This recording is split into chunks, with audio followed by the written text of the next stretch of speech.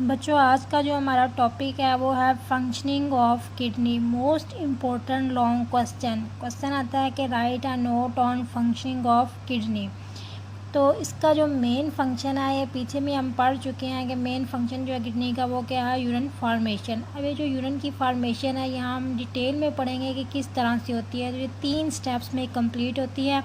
First step हमारे पास है pressure filtration, second है सिलेक्टिव रीअब्जॉर्प्शन, थर्ड है ट्यूबुलर सेक्रीशन। अब वन बाय वन हम इनको जो है वो डिस्कस करेंगे डिटेल में। तो सबसे पहले है हमारे पास प्रेशर फिल्ट्रेशन। बच्चों अब एक तो इसके नाम से हमें अंदाज़ा हो रहा है प्रेशर का, और दूसरा वर्ड यहाँ पे है फिल्ट्रेशन, यानी कि यहाँ पे फिल्ट्रेशन भी है और कुछ जो है वो प्रेशर का भी होगा।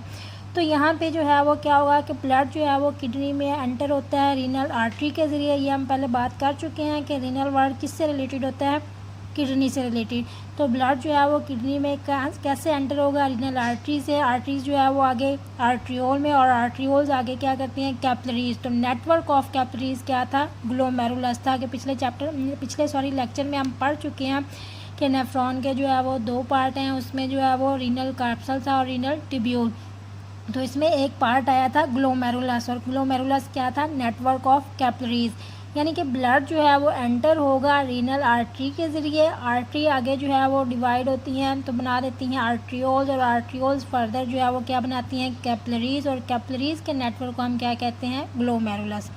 अब यहाँ पे जो है वो क्या होगा कि जो प्रेशर है ब्लड का वो क्या होगा, ज़्यादा होगा, बहुत हाई होगा। The pressure of blood is very high होने की वजह से जो ज़्यादातर जो है वाटर, साल्ट, ग्लूकोज या फिर जो यूरिया ब्लड के अंदर है वो कहाँ पे आएगा, फोर्स आउट होके ग्लोमेरुलर कैपिलरीज में।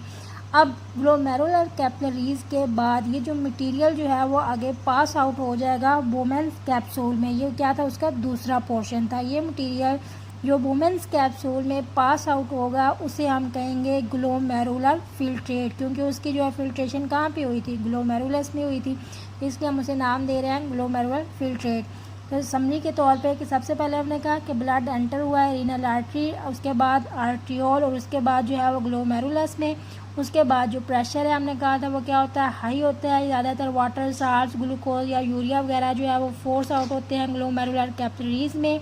ये मटेरियल जो है वो आगे पास आउट होगा वुमेन्स कैप्सूल में, और इसे हमने नाम दिया है ग्लोमेरुलर फिल्ट्रेट। अब उसके बाद नेक्स्ट जो हमारा टॉपिक यानी कि है पॉइंट है वो है सिलेक्टिव रीअब्जॉर्प्शन।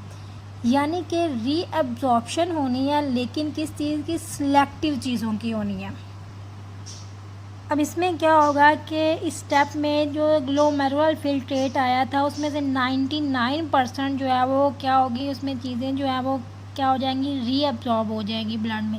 अब ये जो रीअब्जॉर्प्शन है किस तरह से होगी, ये ऑस्मोसिस के ज़रिए होगी, डिफ्यूजन के प्रोसेस में, या फिर जो है वो एक्टिव ट्रांसपोर्ट के ज़रिए। कुछ वाटर या फिर जो ग्लूकोज वगैरह है ये रीअब्जॉर्ब हो जाएंगे प्रॉक्सिमल कन्वोल्यूटेड ट्यूब्यूल में। साल्ट जो है वो रीअब्जॉर्ब होंगे एक्टिव ट्रांसपोर्ट के ज़रिए। इसी तरह से वाटर जो है वो फॉलो करेगा ऑस्मोसिस को। अब हमने पीछे जो है वो बात की थी कि जो हमारे पास रीनल ट्यूब्यूल होता है उसमें क्या था, फर्स्ट पोर्शन था प्रॉक्सिमल कन्वोल्यूटेड ट्यूब्यूल। तो जो वाटर या फिर कुछ ग्लूकोज वगैरह है वो प्रॉक्सिमल कन्वोल्यूटेड ट्यूब्यूल में रीअब्जॉर्ब हो जाएंगे। उसके बाद जो डिसेंडिंग लिम्ब है या लूप ऑफ हेनले की नेक्स्ट जो था हमारा पोर्शन क्या था, लूप ऑफ हेनले। ये हेनले जो है वो जिसने इसको जो है वो एक्सप्लेन किया था स्ट्रक्चर को, उसके नाम की वजह से जो है वो इसका नाम रख गया था कि लूप ऑफ हेनले। इसकी 2 लिम्ब थी, एक थी डिसेंडिंग लिम्ब और एक थी असेंडिंग लिम्ब। यहाँ से MCQ आता है कि वो मैं आपको बताती हूँ कि जैसे कि डिसेंडिंग लिम्ब है ये क्या करती है, वाटर को रीअब्जॉर्ब करेगी, और जो असेंडिंग लिम्ब है वो क्या करेगी, साल्ट्स को रीअब्जॉर्ब करेगी। अब यहाँ पे जिस तरह से पूछा जाए कि reabsorption of salts take place by descending limb या फिर असेंडिंग लिम्ब। तो अच्छा नेक्स्ट जो हमारे पास पोर्शन है वो क्या था, distal convoluted tubule. Distal convoluted tubule क्या करेगी, ये फर्दर क्या करेगी, अलाउ करेगी कि वाटर की जो है वो क्या हो सके, एब्जॉर्प्शन हो सके। क्योंकि हमने क्या बात की थी कि हम क्या पढ़ रहे थे, होम्योस्टेसिस, कि कैसे हम एक्स्ट्रा वाटर और साल्ट्स को जो है वो बॉडी से रिमूव करें। तो ये मैक्सिमम जो है वो रीअब्जॉर्प्शन होगी, लेकिन सिलेक्टिव सब्सटेंस की, यानी कि वो सब्सटेंस जिनकी बॉडी को जो है वो क्या है, ज़रूरत है।